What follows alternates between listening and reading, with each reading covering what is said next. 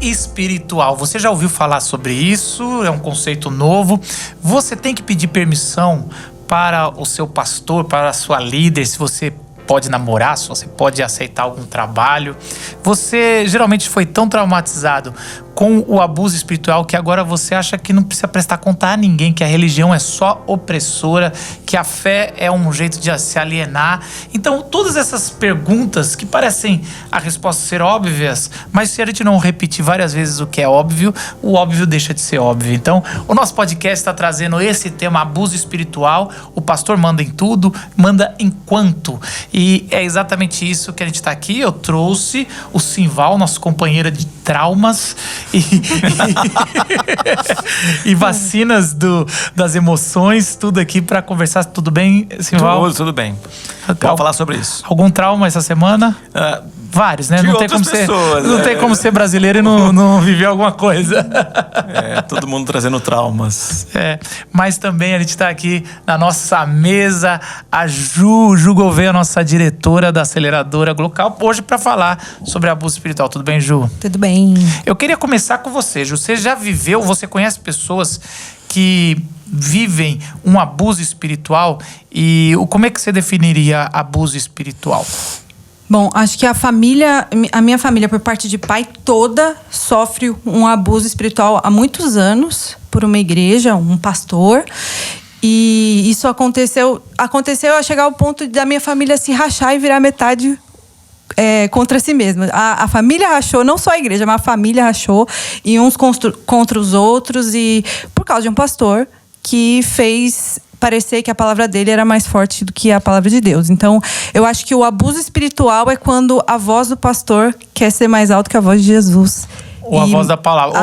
Ou até mesmo que a interpretação ou o controle dele está maior do que o seu livre-arbítrio, o seu poder de decidir. E quando colocam uma pressão, né? Tipo, não obedecer, você vai ser castigado. Então, o que Deus não faz com a gente, um pastor que abusa das pessoas faz.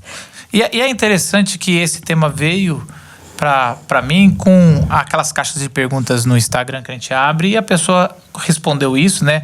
Que eu pedi essa menina em casamento, ela queria, mas a líder dela não deixou.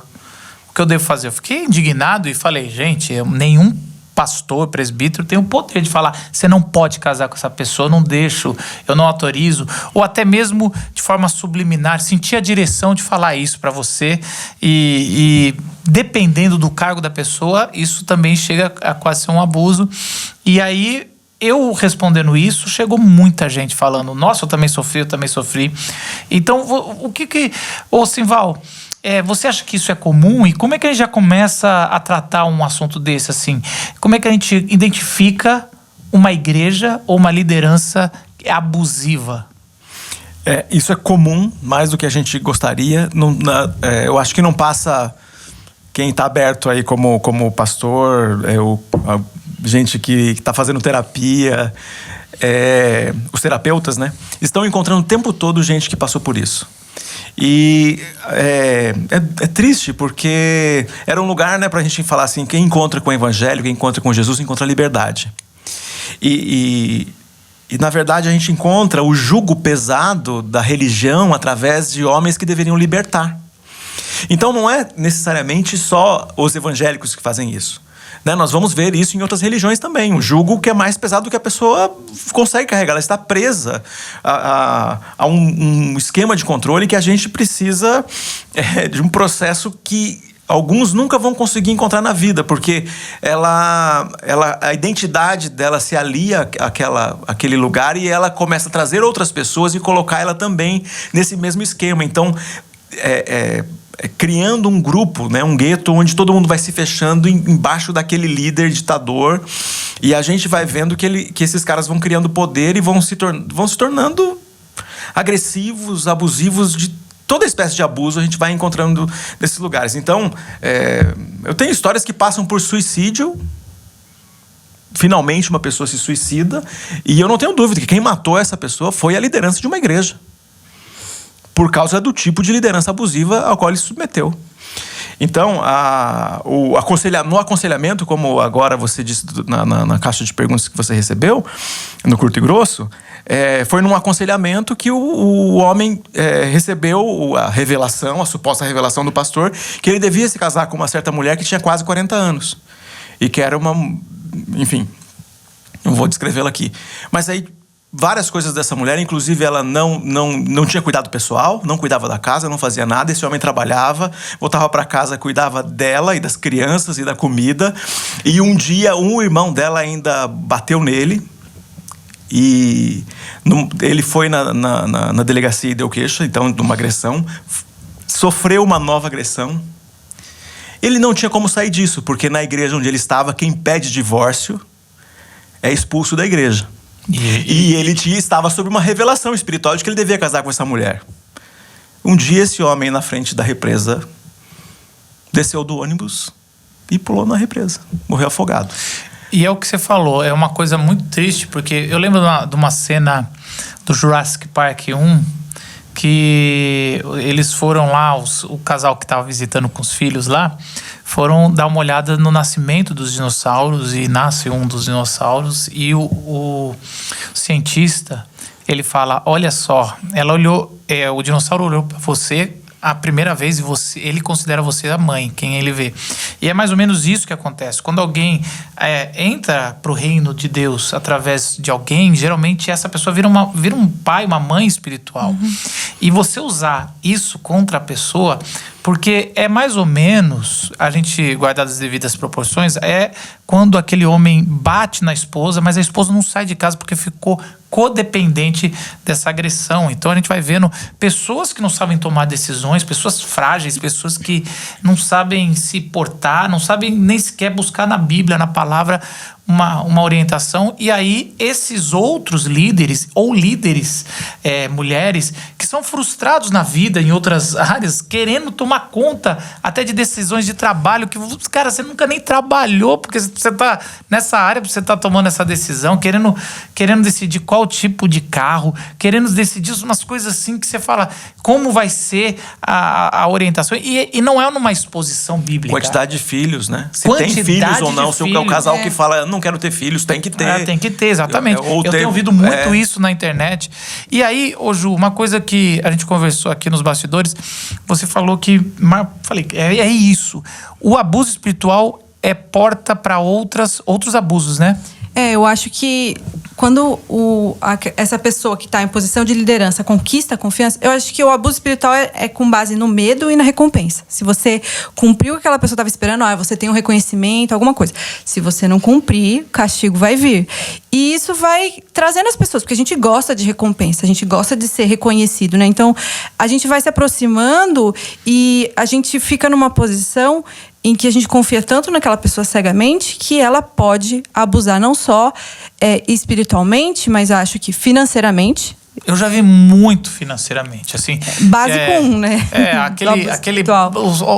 Os caras fazem mais de um momento. Se sua igreja faz mais de um momento de colheita de oferta constantemente, já tá errado. E a gente sabe de relatos que fazem 3 momentos. Se o pastor pede dinheiro, eu acho assim, pede dinheiro emprestado, dizendo assim, investe aqui, não sei o quê.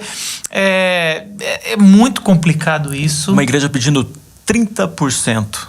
Você começa a falar. Filho e Espírito Santo. Os caras começam a criar umas loucuras, né? Não é só isso.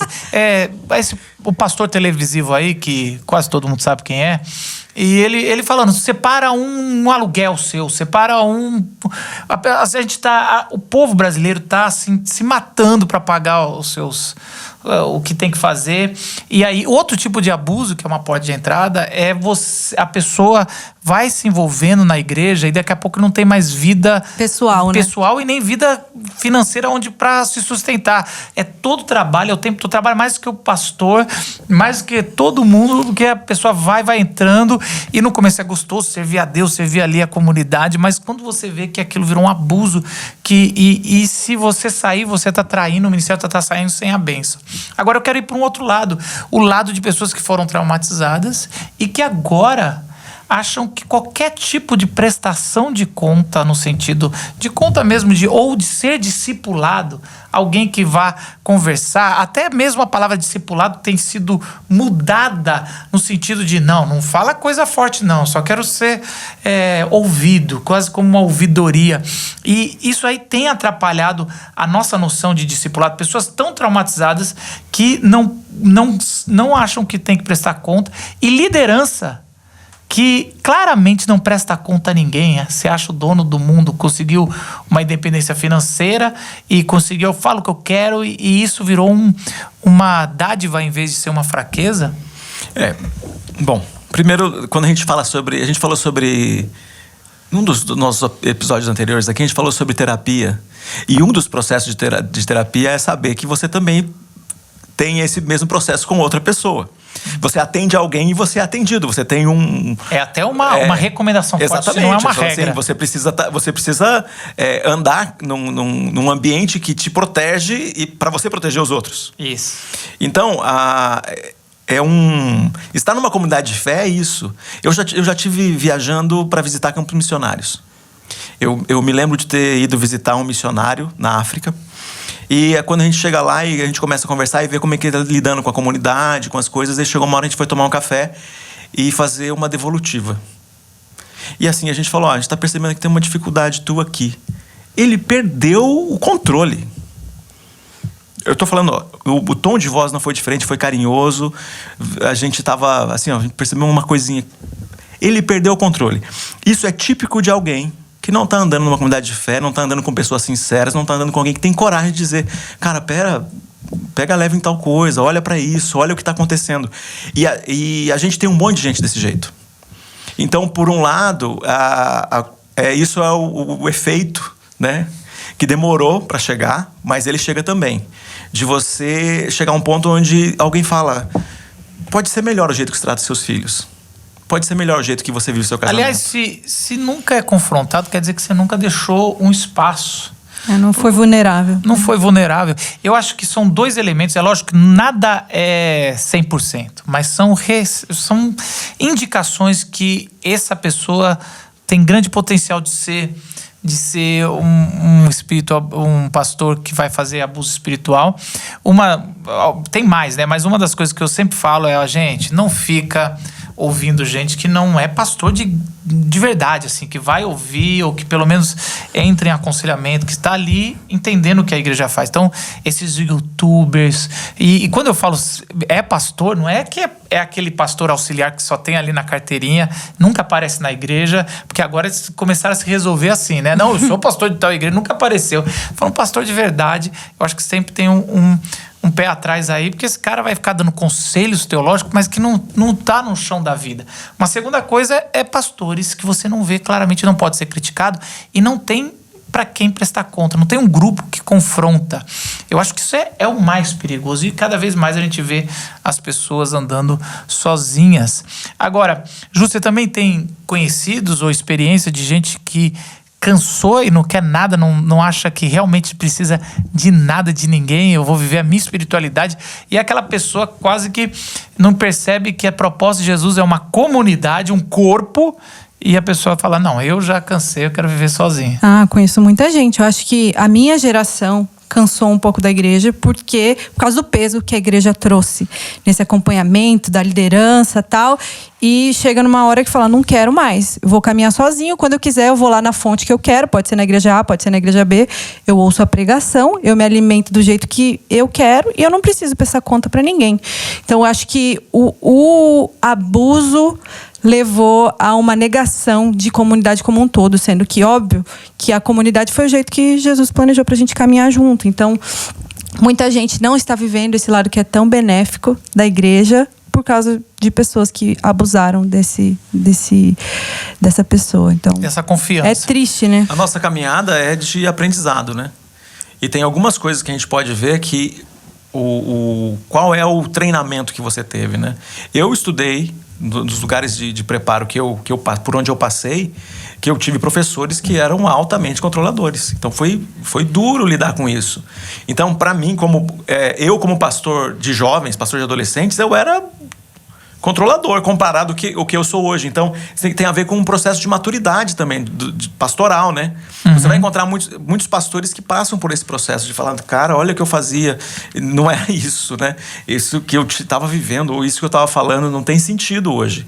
Então, tem um montão de coisa que eu olho para trás e falo, nossa, como eu podia viver desse jeito. Mas esse é o processo de maturidade que nós vamos passar também. A gente precisa passar por isso e olhar para essas questões e perceber o dano que isso causa, né, na vida das pessoas.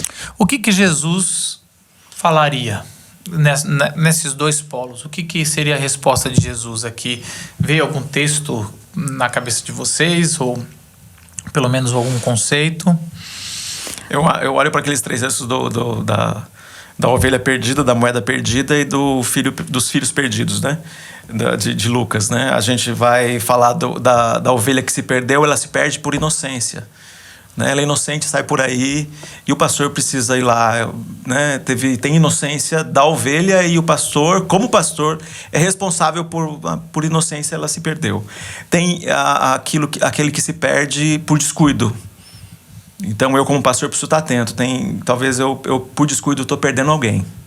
Eu devo ir atrás e procurar aquele que perdeu por descuido. E tem também aquelas pessoas que estão perdidas andando com a gente, no caso dos dois filhos, né? Perdidos andando com a gente, que a gente deve se aproximar dessas pessoas. E tem aquele que se perdeu por intenção, que saiu. Esse que saiu e foi por intenção, não, disse, eu não vou embora. Esse eu espero voltar. Esse eu não vou atrás. Esse eu sei que não foi por inocência, eu espero ele voltar. E quero dizer aqui, inclusive, se tem alguém que está me ouvindo hoje, eu estou esperando você voltar. Alguém que se perdeu, que foi embora, eu queria que você ouvisse a voz do teu pastor hoje, dizendo para você, aquele pastor que talvez tenha te machucado há 5 anos atrás, há 10 anos atrás, eu estou esperando você voltar. Ouça como se fosse a voz dele te dizendo isso. Para o seu coração que pode, nesse momento, ser restaurado e você voltar a viver aquilo que uma comunidade de fé deve viver, onde você é perdoado e pede perdão, onde você cuida e é cuidado. É o que geralmente a gente fala, não confie em homens, confie em Deus. Homens fracassam várias vezes, e eu tenho certeza que se você sofrer um abuso, você só tem um lugar para você ser curado. O abuso espiritual é diante de Deus e é com a igreja verdadeira. E aí você tome mais cuidado, mas não quer dizer que nós vamos caminhar sozinhos. Caminhar sozinho tem vários perigos, porque estar sozinho, como diz a parábola mesmo, você está perdido e aí você está vulnerável.